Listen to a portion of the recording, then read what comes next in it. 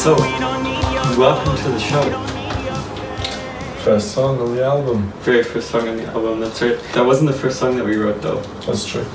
When I think about that song, I think about kind of the difficult situations that I am in that I can't really control. And I suppose this song, along with some of the other ones, are kind of like a coping mechanism for me that I use to give myself power within my own kind of constructed world. I think Welcome to the Show is really, really, really theatrical, and it kind of explains to me how I can be honest through art in order to have an honest dialogue with other people in my life. Because I feel sometimes like the only way I can be honest is to speak through some sort of artistic medium, because sometimes I have issues saying things directly, and while I'm performing, while I'm saying things through art, it's like I can't lie. Yeah. And that is what that song means to me. I think it's also really fitting, well, not just because of the title to start the album with it, but generally our whole theme, like Moving Me, and the meaning, and Welcome to the Show, so we keep with this theatrical film theme over the course of the album. And I think music-wise,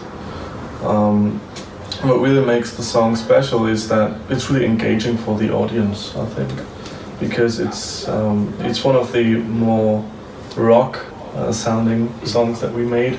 It's a lot of high tempo, and I think it's all really well connected through this really tight bass line, the synth bass line. Yeah. So which is what we started with. Yes, that's true. At the beginning, it was really difficult for me to really understand the song. Also, how you sing in some points, but then it kind of made sense over the course of the production. I think we put it pretty well together with the rest of the arrangement. Yeah, I'm really proud of it as well.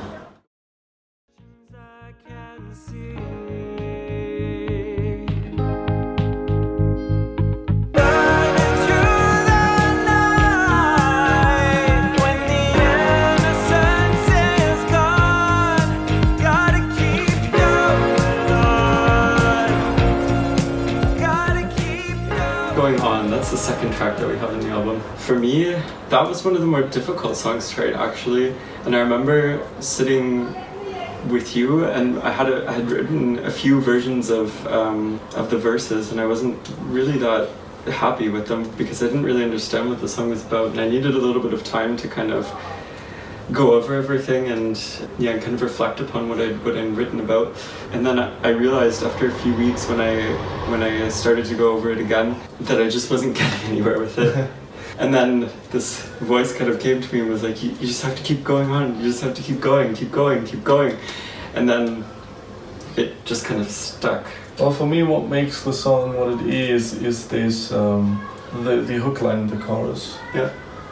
So that was something that, well, what you sing, that's something that I picked up, what I thought was really great. So then I thought, well, how could you emphasize that? And then, well, let's do it with the synth as well. Yeah. And I mean, there's not that much happening, well, in terms of sound in that song. It's like this really lush synth all the way through, and it keeps going on. It keeps repeating this one hook, and I think that's what really makes this song what it is. I think the repetition is also really important. It goes well with the meaning of the text, because I kind of talk about two different ways in which I often deal with problems. And the one way would be that I kind of look at it straight on, and I realize, okay, this is something that I just have to accept.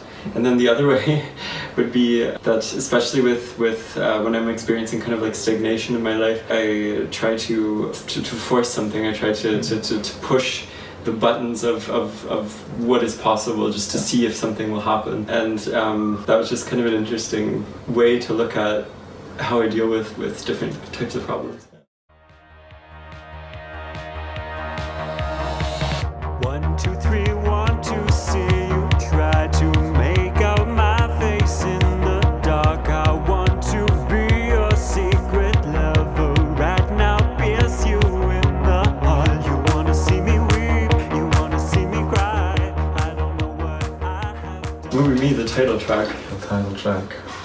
That was one of the songs where I had most headache producing them. Really? Because it didn't fit the sound that I wanted to for a very long time. And I think what I was sitting in the studio and I remember that I thought the vocals were great, but like the whole instrumentation was not like what I wanted. It was I had a lot of synths in there and I had these 80s drums. That something was missing. It took me a really long time to be happy with that song, and what made me happy was the guitar that I added rather late. I remember at the very beginning, I mean the song now it has a very, very strong 80s influence, but in the original demos it was even more intense. Definitely. I think for me the song has something of like a dreamlike quality to it. When I was writing the song, I kind of imagined myself a little bit in the third person, as if I were in some sort of like lucid dream and I could control all of the little parts of the dream that are coming together. I remember the first sort of visual that I had in my head was when you're like in a bar and you like look across the dark room and you see someone and you're like, that's the person that I want to dance with tonight. The text kind of grew out of that, I guess, and it came really, really fast. I think like the writing part for that song was that took me maybe like 20 minutes. I don't know. Yeah, I think also the harmonies that I wrote. I think that was a chord sequence I wanted to use for a long time, so that they were really quickly finished as well. I think so, but then it took, like I said, a really long time for me to finish that song. I think that was the most difficult piece for me to produce, actually. It was also quite difficult to sing, but but I'm very happy with the end product of it. My lover and I could go swing out with you. At least they want you to. Was always too late. As a child I knew. That was not our first song, but one of the first ones that we did. Yeah. I think it was the first one in our long recording session, if you want to call it that. Love and Mind. I really like Love and Mind. I do too. I don't know. I don't think I'm allowed to say that I have a favorite, but I do really, really like Love and Mind. And I don't know, it's the sort of song, it's kind of an enigma, it changes, I guess, and yes, it doesn't really fit into one box. That's true. We have these spheric synths at the beginning, which are always there. It kind of morphs into this funky, groovy piece, which we didn't really plan on happening, I think. But it works. It somehow works. And what I find interesting is that the chord progression, there is no major chord in that song. There's but just somehow it's still funky, and it's still it's still kind of a love song, really. Yeah. It has certain melancholy to it as well. Yeah, it does. I mean, it's kind of about yet another. I feel like the first like few songs of the album are kind of like an overview of the different coping mechanisms that I have to deal with, sort of emotional problems that I'm going through, but that would also fall under one of those. When I'm going through points in my life where I feel very alone, I kind of try to escape back into my childhood and find myself, my younger self, and kind of try to have a dialogue with that person and kind of compare where I am now with where I was when I was younger. And I think The Lover, for me, it embodies some sort of a passion that's always stayed with me. That's never disappeared, and even when I've forgotten about it, it hasn't forgotten about me. Yeah.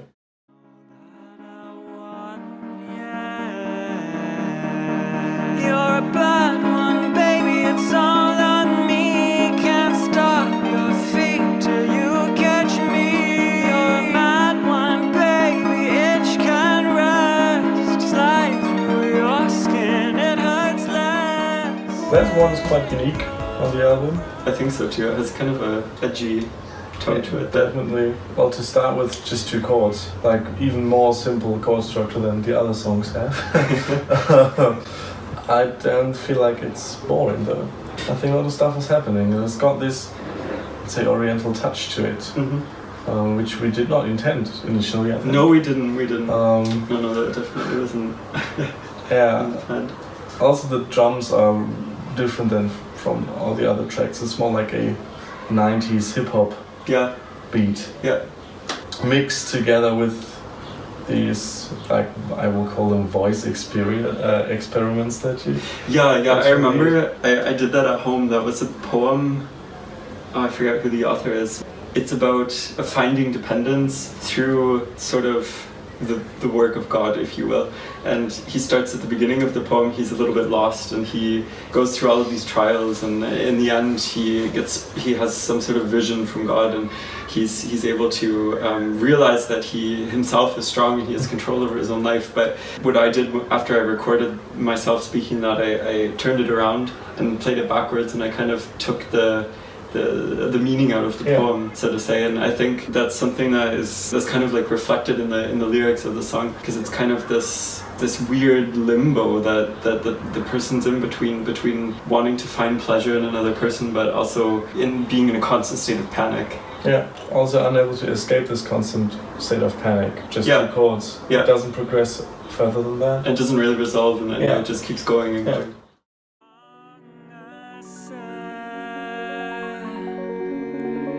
We live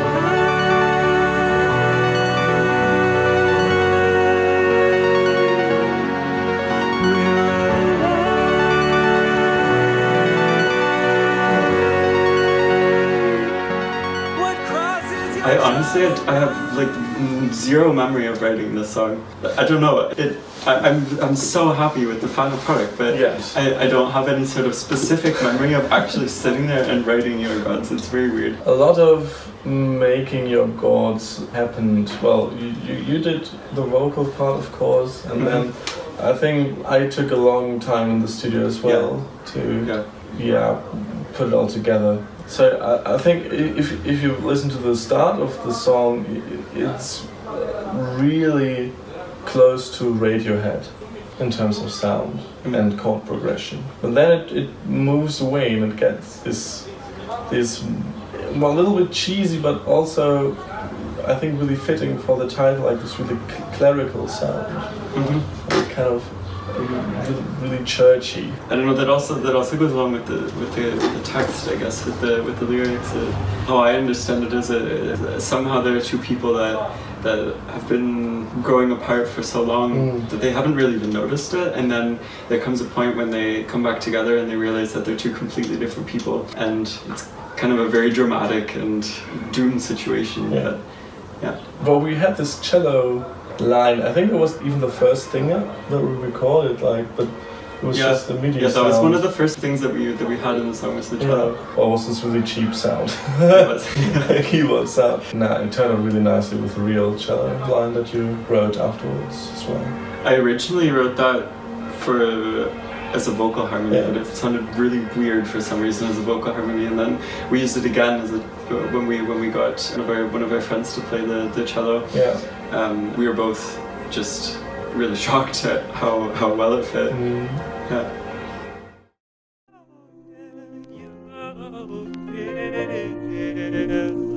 Can you hear me out there? And only years would take you, and I never seen so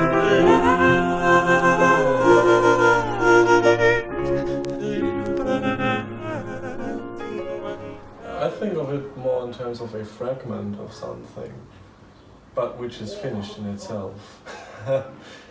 Yeah, that was really interesting piece to write. We were at your place, and I think it was at the end of the day, you said, right? And we'd already written, I think, 2 songs that day, so we were pretty productive, and then you just were kind of fiddling on the piano, and then you came across the chord progression. Yeah.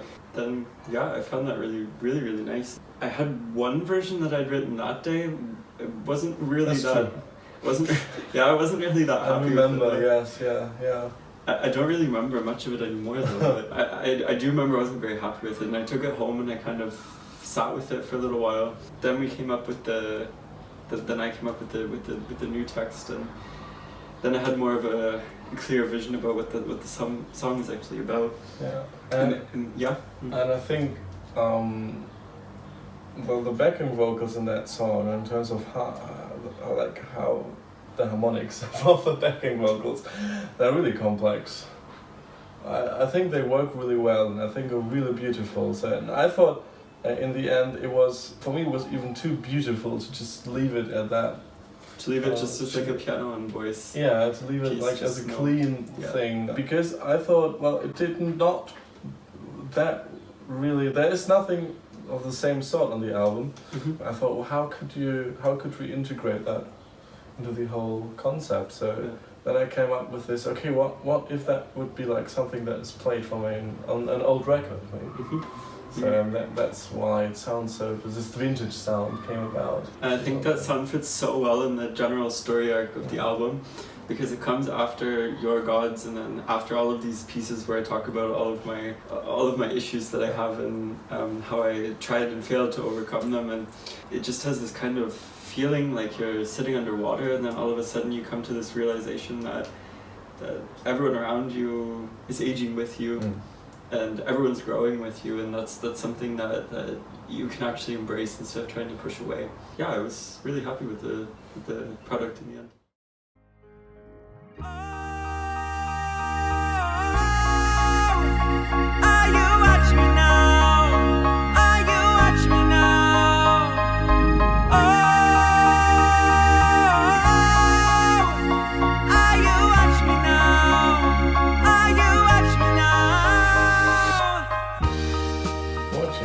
Most like classical pop song sounding piece on the album. So like I told you yesterday, I think there's really American sound to it.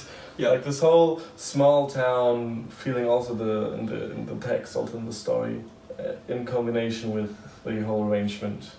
And I think it's a walk on a really thin line between this indie sound, indie alternative pop sound that we have, and this really classic pop song. So that was difficult to do in terms of production, and what sounds do I use now to make it sound less like this classical American pop song. I think it worked out quite well with these acoustic drums that I recorded, and also the synths that I put in, because those are not typical American pop song soundy. I think it works really well with the message of the song, I guess. Just because of that, because one doesn't really expect it, and it kind of is a good segue into the other songs that come after it. And I think Little Bird and Watching Me, they're always kind of two pieces that really belong together. Yeah. And I think Watching Me kind of just builds out of this original idea of what Little Bird was.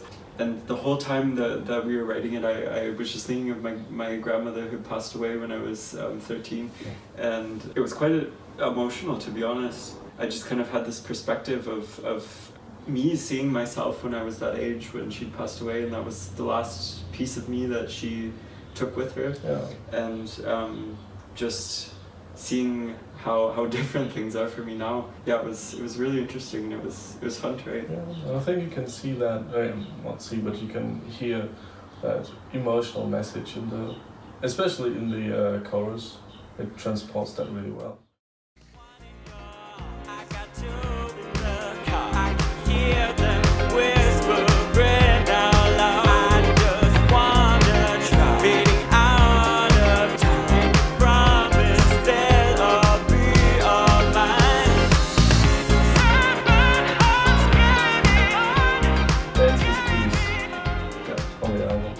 It's not the fastest, but it's the dancest. Yes, definitely. In terms of the whole arrangement, it's really groovy as well. Funky guitar, funky bass. Bass. Really minimalistic drums. And I love that. I think that fits so well. And that was the only song that we'd written where we started with the title. Yeah. We kind of did everything a little bit backwards with that song, and the product turned out in the end quite okay, I think, so maybe we'll do it again. But I came to you with the title and I said, this is what the song's called. I have no idea what it sounds like, but this is the song. Yeah. And what really was the game changer for that was this idea that I came across when I was listening to some modern dance house tracks, is that you could take vocals, just cut them up and rearrange them and put them together, like also change maybe the pitch, change the speed. You can create completely different new vocal hooks. And I think that works really well. And So I can give myself credit that I wrote one vocal hook for the album. That's out of pieces that you did. I remember when I first heard it, I was so shocked too because it is like the vocal hook of the song. Yeah. Well, I'd already come up with the idea in the chorus, whatever you want to call it. Then you came up with that, and that was. Yeah. I didn't actually plan to be for it to be the vocal hook or the chorus line. It was. I thought it was just like fun to have something to play with after the chorus. Yeah. But it turned out to be more chorusy than the chorus. So now it's. The song in general though is really playful, and I think it's kind of funny because it deals with, I guess, how you go about handling your desires, and you have kind of two options. You can either submit to them completely and see what happens, not always a good idea, or you can ignore them and see what happens, also not always a good idea. And it's always kind of like a game trying to find the right balance between what you should do with all of your desires. And I put a number on it, I guess. And but I think you just mentioned two. One the car, one your arms. Yeah, and the other ones are strewn about various unnameable places. Another thing that makes the song what it is, I think, is this breakdown section. That happened by chance as well. That happened by chance because I was in Hanover recording the guitar part with a friend, and she wanted to just have like the basic structure, like have a bass line, have the drums, nothing of the rest of the arrangement, to just like play some funky guitar over that. And I thought that was so cool, just like really break it down, so I think I have to keep that in. I think I turned it really well, and you actually wrote some lyrics for that as well. Yeah. I wrote lyrics for all of the songs, but lyrics for that one too. Especially for the for that breakdown. Oh, for the breakdown, yeah.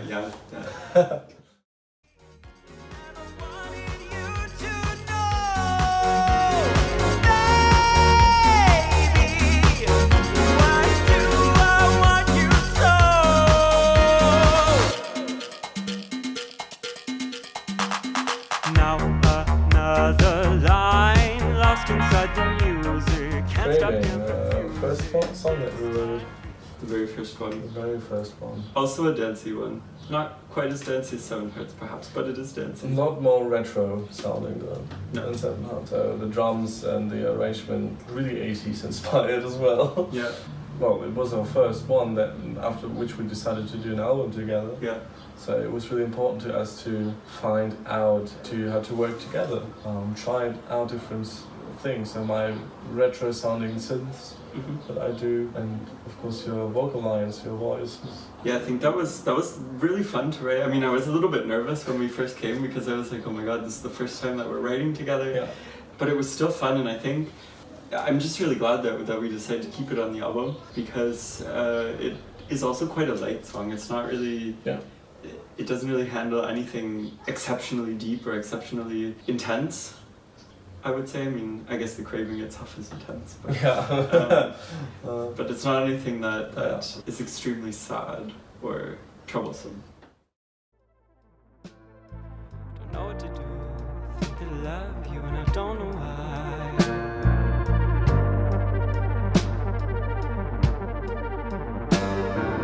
Reading some hope.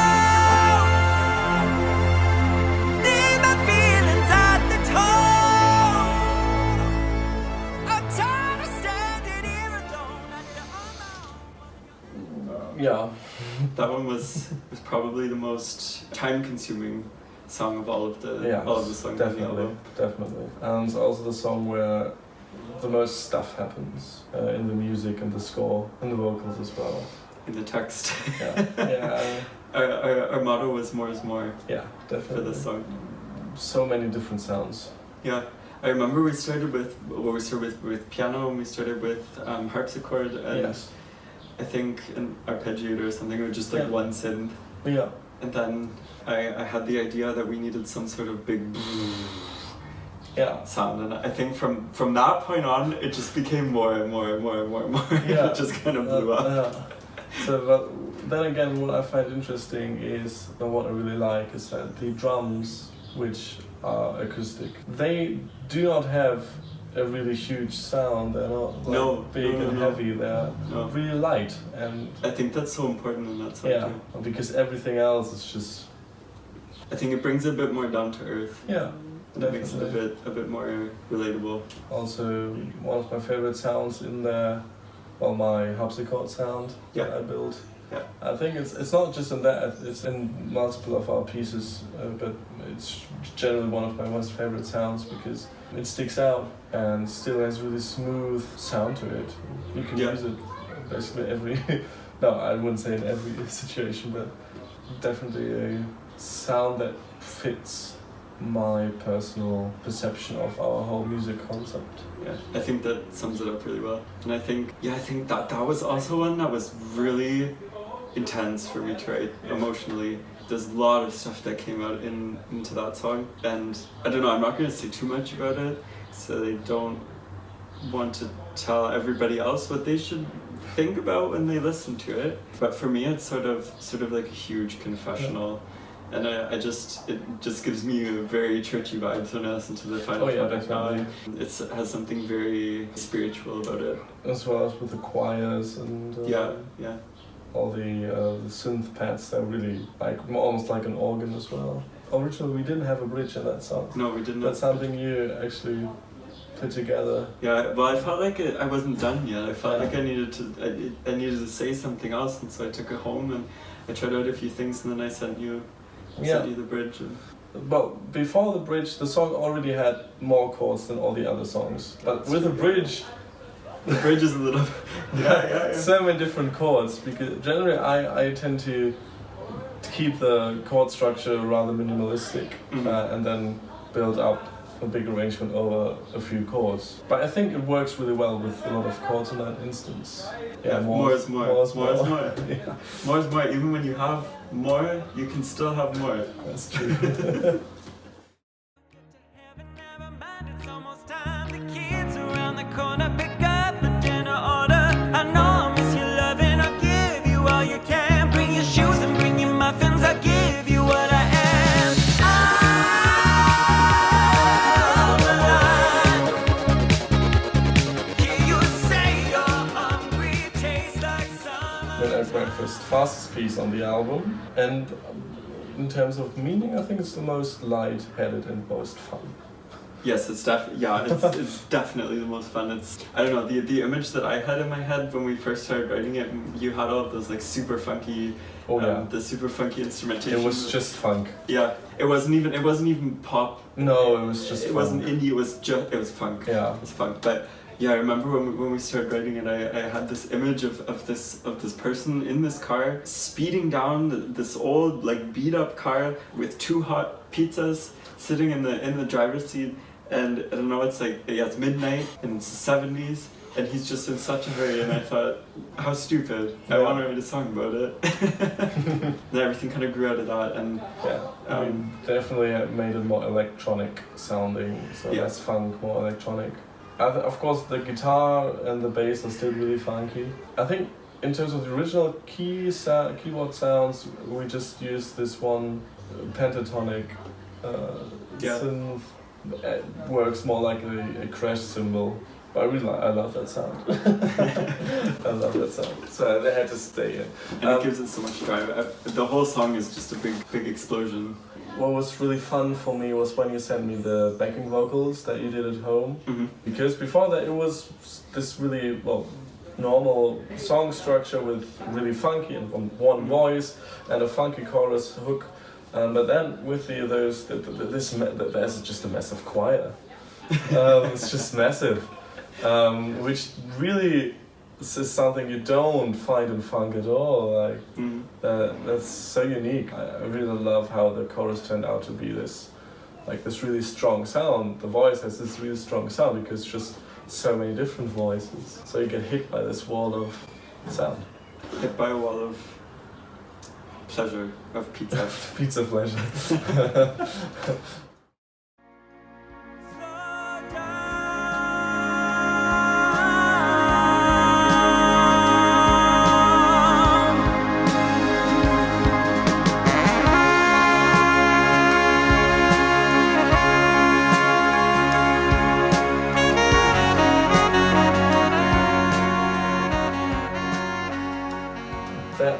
sticks out.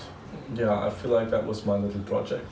It was your little So project. that's- We'd yeah. written the first little bit of it, and I think I honestly don't think I changed very much in terms of the melody or the lyrics from the day that we wrote it. Yeah. We recorded it, and then you just kind of took care of it for like Yeah. a few months.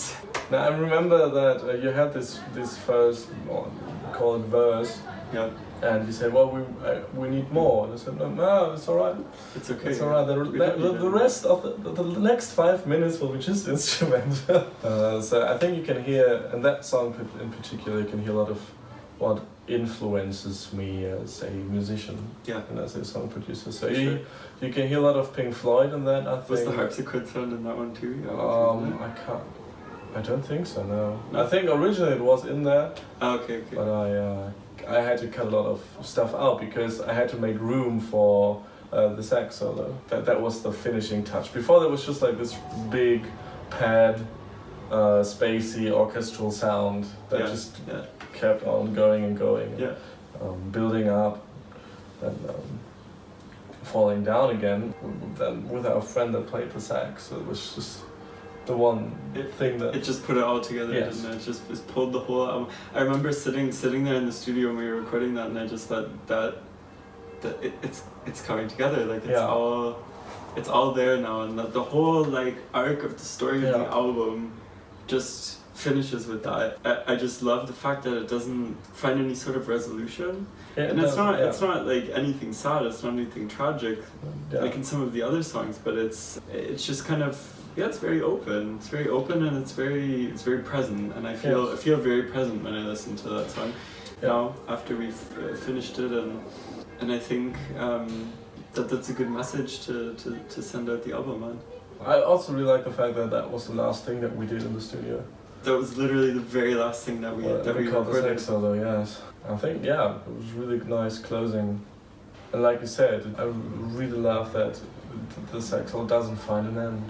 It just continues. And there is no Nothing. destination. No. That's exactly what it is. It's An open transmission.